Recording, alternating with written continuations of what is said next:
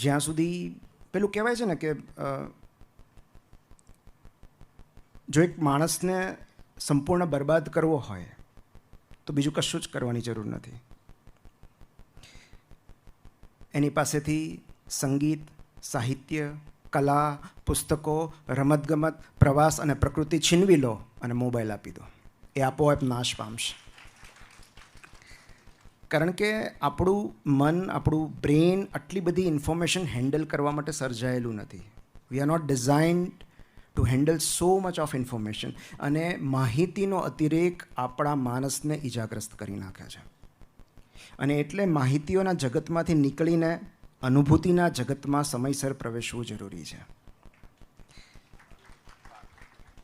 અને એટલે આ જે ઇન્સ્ટ્રુમેન્ટ છે, મ્યુઝિકલ ઇન્સ્ટ્રુમેન્ટ, ગીત, સંગીત, કલા, સાહિત્ય, રમતગમત, આનું મહત્ત્વ એટલે છે. એને પરસીવ્ડ સોશિયલ આઇસોલેશન કહેવાય છે. તમે જેટલો સમય વધારે ફેસબુક કે ઇન્સ્ટા સ્ક્રોલ કરતા જાઓ એટલી આ એક જ એવી વસ્તુ છે કે જે તમારી એકલતાને વધારી શકે છે. તો ઇટ ઇઝ પરસીવ્ડ આઇસોલેશન. તમને સતત એવું લાગે છે કે આખું જગત સાથે છે, હું એકલો દૂર છું. અને જેટલો સમય એક છે ને, એનો મને સ્ટડી એક્ઝેક્ટ યાદ નથી, પણ અમુક ચોક્કસ મિનિટો પછી તમે વધારે સમય સ્ક્રોલ કરો પછી ધીરે ધીરે ધીરે એ ડૂમ સ્ક્રોલિંગ, ડિપ્રેશન, પરસીવ્ડ આઇસોલેશન, આ ધીરે ધીરે ધીરે તમારું માનસિક સ્વાસ્થ્ય ધીરે ધીરે બગડતું જાય.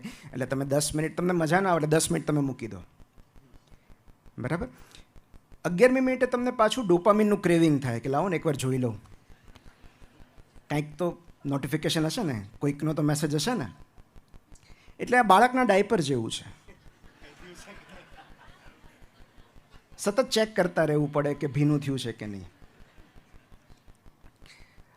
અને સરવાળે આ જે ભ્રામક સુખ છે, આમ તો સુખ પણ ન કહેવાય, ભ્રામક આનંદની શોધમાં માણસ જાતને સૌથી વધારે નિરાશ કરતો હોય છે. કારણ કે એ એક એવી ટેકનોલોજી પર, એવા અલ્ગોરિધમ પર આધાર રાખે છે કે જે ક્યારે એનો સાથ નથી આપવાનો. તમે ગમે એટલા પ્રતિભાશાળી હશો પણ અલ્ગોરિધમ તમને ફેવર કરે એવું જરૂરી નથી. અને એટલે જ હું કહેતો આવ્યો છું કે રિયલ સક્સેસ ઇઝ ઓફલાઈન. ખરી સફળતા ઓફલાઈન છે. તમારા મિલિયન્સ ઓફ ફોલોઅર્સ હોય એનાથી તમે સફળ નથી થઈ જતા.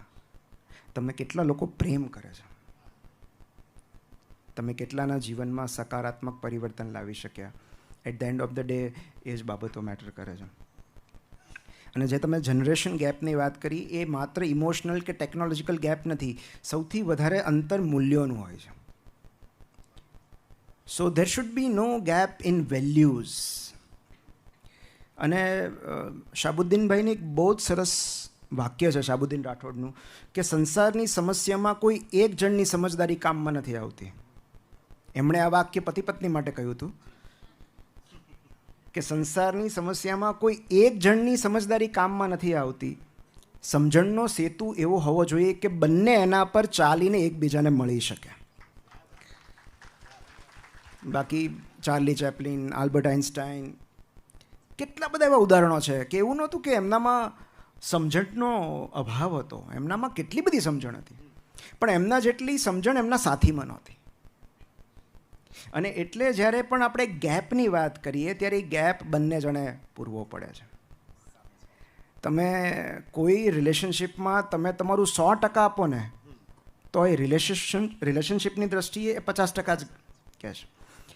તો સૌથી પહેલાં તો એ અંતર છે એ સ્વીકારવું પડે છે કે મારા ને મારી દીકરી વચ્ચે અંતર છે, મારા ને મારા પપ્પા વચ્ચે અંતર છે.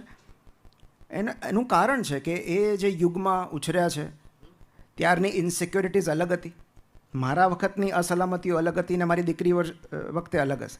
અને આપણે મોટે ભાગે સંતાનોને આપણી અસલામતીઓ ભેટમાં આપતા હોઈએ છીએ. મા બાપ સંતાનોને ટોક્યા કરે છે, ખીજાયા કરે છે, એની પાછળનો એક જ હેતુ છે કે એ એને ગરીબ કે દુઃખી જોવા નથી માગતા. સો એ ડરમાંથી આ કંટ્રોલ આવે છે. દરેક પેઢીના સંઘર્ષો અલગ હોય છે, દરેક પેઢીની સમસ્યાઓ અલગ હોય છે, દરેક પેઢીના પ્રશ્નો અલગ હોય છે. એટલે જે તકલીફો મારા પપ્પાને સતાવતી હતી કે મારી મમ્મી વખતે હતી, ભણવા માટે ફીસ નહોતી, બહુ જ ઓર્ડિનરી બેકગ્રાઉન્ડમાંથી કે લો મિડલ ક્લાસ જેમને કહી શકાય, તો 2 જ જોડી કપડાં હોય, ત્યાંથી મારા સુધી અને મારાથી મારી દીકરી સુધી, તો એ with the passage of time ઘણું બધું બદલાય છે. અને એટલે જે એ દ્રષ્ટિ હોય એ પણ બદલાશે. જે સમસ્યાને હું જે રીતે જોઉં છું મારી દીકરી અલગ રીતે જોશે. પણ જ્યાં આગળ અસંમતિનો અવકાશ હોય ત્યાં સંવાદનો સેતુ રચાતો હોય છે. અને જ્યાં સંવાદનો સેતુ રચાતો હોય છે ત્યાં જનરેશન ગેપ નડતો નથી. તો જનરેશન ગેપ ઘટાડવા માટે સૌથી પહેલાં સંવાદ કરવો જરૂરી છે. એ કોમ્યુનિકેશન જો નહીં થાય કે, અને હું તો બહુ મેં વચ્ચે પણ કહ્યું હતું કે બાય ધ વે નૌશાદભાઈ આવ્યા છે અહીંયા, Naushad Khatri, I don't know, એ આવવાના હતા. તો મને એટલે યાદ આવ્યું કે થોડા સમય પહેલાં મારા એક સિનિયર છે અને અમે સાથે હતા MBBSમાં, MS-માં એ 3rd 4th યરમાં હતા જ્યારે હું 1st યર હતો. અને અમારા વચ્ચે કોઈ ગેરસમજણ થઈ અને અમારા વચ્ચે સંપર્ક તૂટ્યો.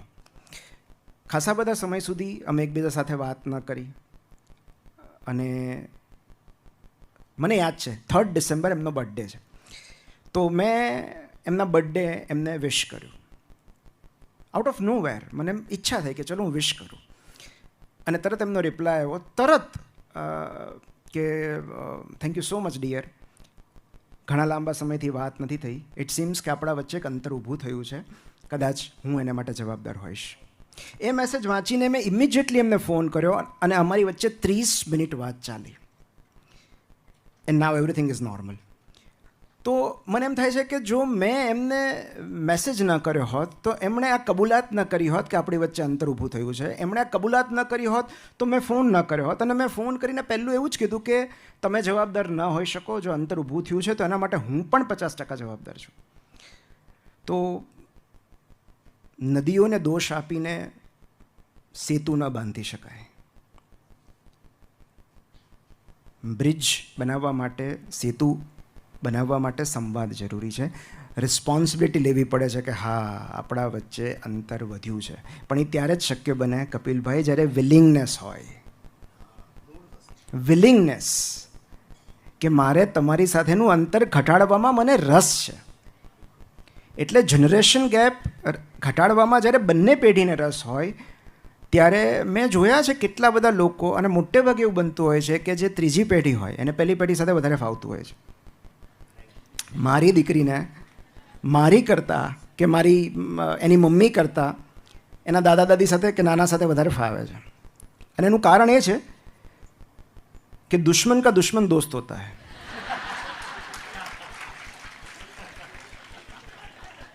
So they have common enemy.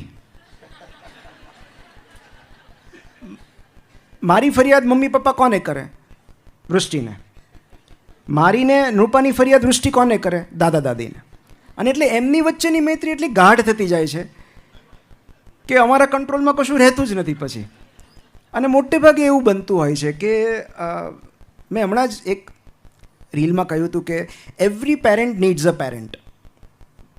દરેક પેરેન્ટને એક પેરેન્ટની જરૂર હોય છે કે જ્યાં એ પોતાના બાળકોની ફરિયાદ કરી શકે કે આ જિદ્દી છે, નથી માનતી, સાંભળતો જ નથી. અને મોટે ભાગે એ પેરેન્ટ વડીલો હોય છે, દાદા દાદી હોય છે. એટલે અમે પણ ક્યારેક અમારા સંતાનોની ફરિયાદ એમને કહેતા હોય છે. તો એ ક્યારેક સહાયતા કેન્દ્ર કે ફરિયાદ નિવારણ કેન્દ્ર એક જ હોય છે ઘરમાં. પણ મેં એવા ઘણા બધા ફેમિલીઝ જોયા છે કે જ્યાં આટલું બધું પેઢી વચ્ચે અંતર હોવા છતાં એમની વચ્ચેની મિત્રતા હજુય જળવાઈ રહી છે. કારણ કે એ ઘરના વાતાવરણમાં જ એવું હોય છે. એ કઈ રીતે એમનો ઉછેર થાય છે, ઇમોશનલ ટેકો એમને કેટલો મળે છે, એના પરથી એ દરેક બાળક છે ને 2 વસ્તુ ઝંખે છે: ઉડવા માટે પાંખ અને પાછું ફરવા માટે ઝાડ. તો you will always have to give wings to fly and roots to come back to. તમે જ્યારે એમને રૂટ્સ આપો છો, મજબૂત મૂળિયા આપો છો, ત્યારે બાળક ભલે અમેરિકા રહેતું હોય એ તમારી સાથે જોડાયેલું રહેશે. એમને ઉડવાની ના નથી, પણ ઉડ્યા પછી પણ એને ખબર હોવી જોઈએ કે એના રૂટ્સ ક્યાં છે, એના મૂળ ક્યાં છે. અને એટલે જ બાળકોને આપણો ઇતિહાસ કેવો જરૂરી છે, ખાસ કરીને કુટુંબનો ઇતિહાસ. કે બેટા અત્યારે તું ભલે કારમાં ફરતી હો, એક સમય હતો કે આપણી પાસે પેલું ચેતક હતું, એ વારે વારે બંધ પડી જતું, આડું કરીને ચાલુ કરવું પડતું, નમાવીને. તો મારા દાદા શિક્ષક હતા આલ્ફ્રેડ હાઈસ્કૂલમાં. ત્યારે તો ટ્યુશનનો પણ આટલો બધો જમાનો નહોતો. તો મારા દાદાને 3 સંતાનો. તો એમને કેટલી આર્થિક મુશ્કેલીમાં એમણે 3 સંતાનોને મોટા કર્યા, 3ને પગભર કર્યા, 3ને રોજગાર અપાવ્યો. આ બધી વાતો હું જ્યારે મારી દીકરીને કહું છું ને ત્યારે એને ખ્યાલ આવે છે કે હા, હવે જેમ જેમ જેમ જેમ આગળ વધતું જાય છે એમ બધું સુવિધાયુક્ત થતું જાય છે.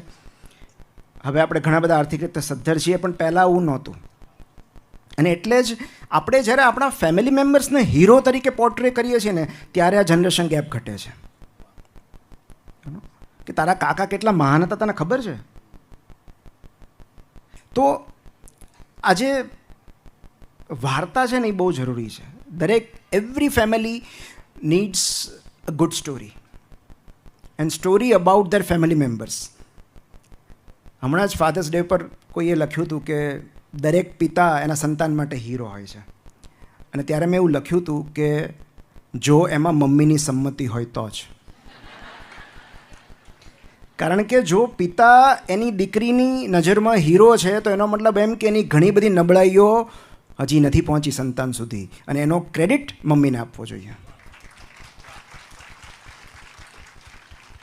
કારણ કે એક બાળકની નજરમાં એના પિતા ત્યારે જ હીરો બને છે જ્યારે મમ્મી એને એના વિશેની હિરોઇક સ્ટોરીઝ કહે છે કે તારા પપ્પા જો કેટલી મહેનત કરે છે, કેટલા લોકોને મદદ કરે છે. અને આ જે નેરેટિવ છે એ જનરેશન ગેપ ઓછો કરે છે.